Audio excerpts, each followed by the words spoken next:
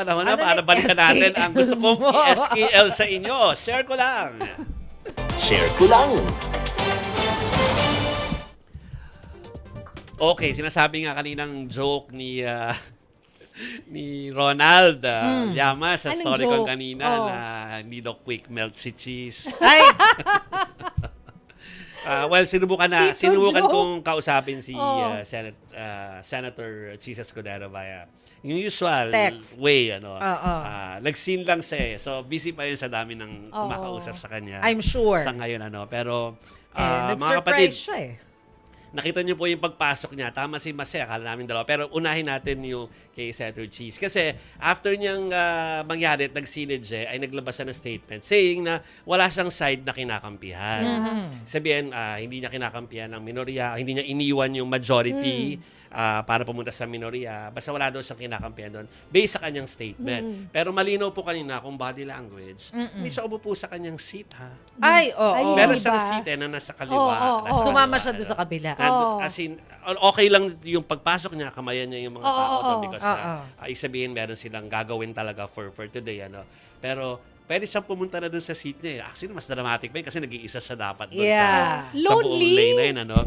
Pero umupo siya doon sa Side ng Siguro na awkward din. kasi dating mag-isa lang siya minority. doon. Correct. So, kapartido niya si Tito Sen, di ba? Yeah. Correct. Oo. So, ang malaking tanong nga dyan ay, tinatanong din ng editors kanina namin, ay tungkol dun sa paano na yung mga nakabinbin or yung mga pending cases for Senator Senator Cheese Cheese. Escudero. Actually, yung gusto ko itanong sa kanya, kaya lang ayoko naman maging parang straightforward. Yun agad ang tanongin sa kanya, pero dapat kamustahin mo muna, di ba?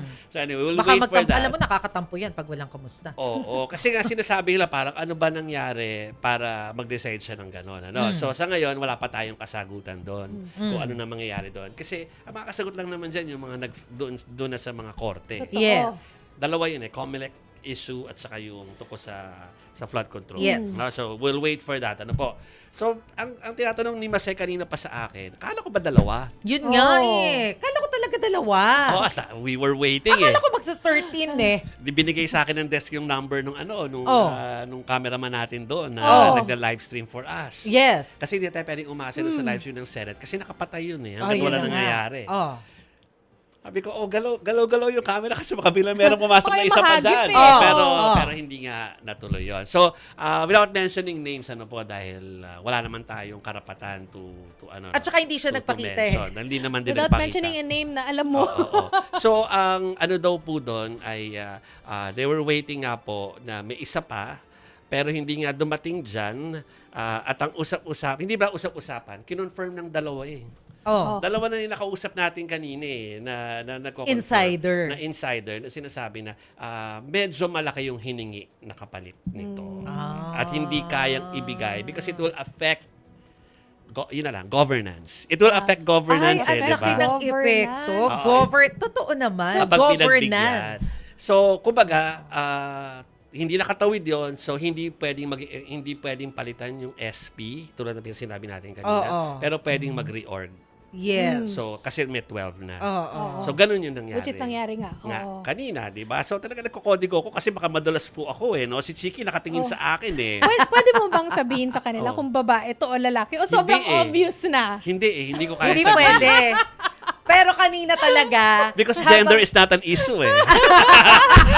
Hindi, pang clue Okay. lang.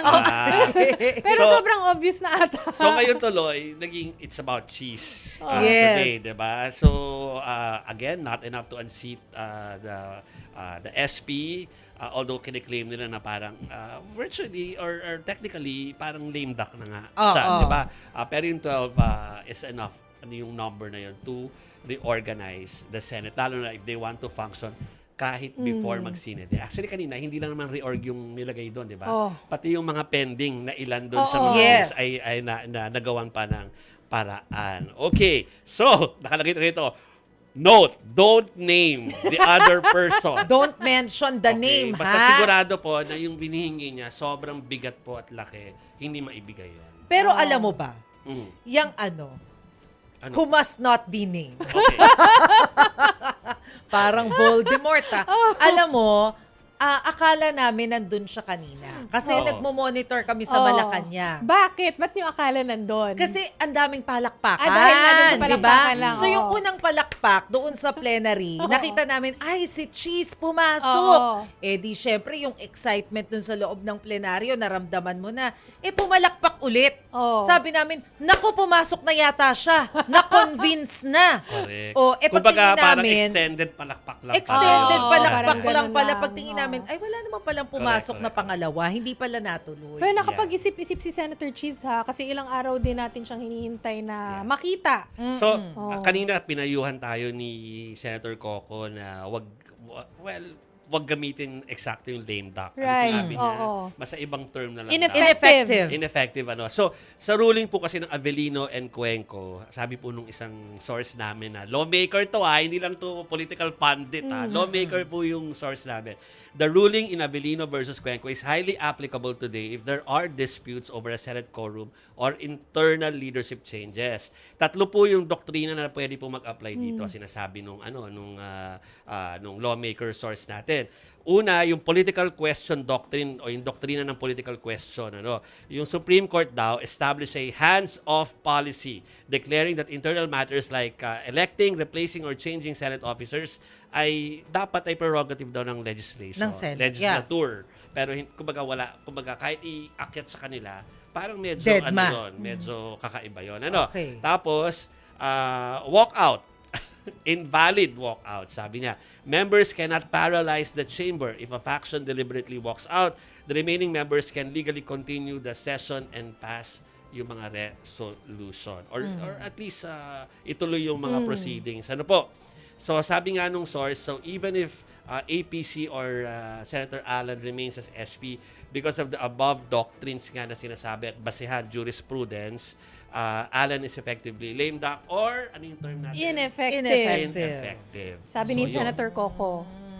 So, sinabi rin niya yung kaso nung mga nawala, yung tungkol kay, alam niyo na po yan, si Senator Jinggoy ay wala na sa Senado. Yes. Kahit na hindi pa naman talaga na-judge yung kanyang kaso. Nakakulong. Nakakulong Hindi kasi siya pwedeng pumunta eh. Oo. Sabi ni Senator walang Coco, online voting Yung pa. isa missing.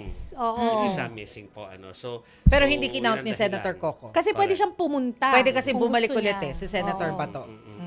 So yun po, ang ilan sa mga notes po na binibigay ko sa inyo, sabi niya, with respect to Senator De La Rosa, he has by his own actions placed himself beyond the reach and custody of the law. So paano kung maging lawmaker kung ikaw mismo ay wala ka na hindi ka mahanap ng batas? Ayun na nga. So ganun po, mga kapatid. Interesting times. Ha? Interesting times. Interesting times. Sino nga ulit yung pangalawang ano? Tas ito ha, Biro lang. sabi nila parang wala lang, inuulit namin yung kanina namin na sinasabi dahil meron pa namang dalawang Meron minuto pa, meron pa. Oo. na yung pong importance nung pinakahuling sinabi po ni Senator Mig sa floor kanina na kailangan po nilang sabihin sa Secretariat that whatever happened sa Senate kanina should be translated or i-inform ang Palasyo Yes. at saka ang House House of of Representatives. Representatives. Wala doon ng SC kasi yung SC takbuhan yun kapag ka merong question eh. So yung dalawang co-equal branch ang kailangang inform. At agad silang na-inform.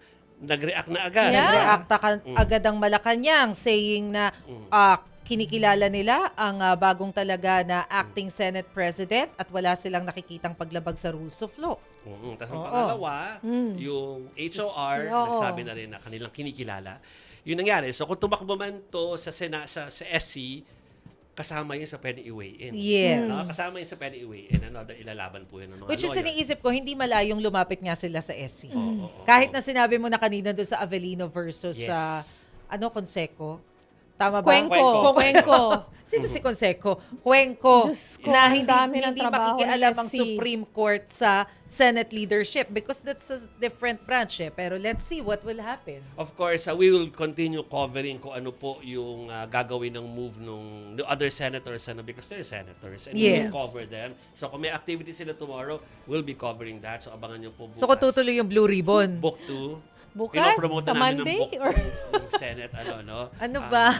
Briefing daw kung matuloy bukas. According to Senator Coco Pimentel, you can call it a briefing Yes. ng isang senador. Oo. Yan.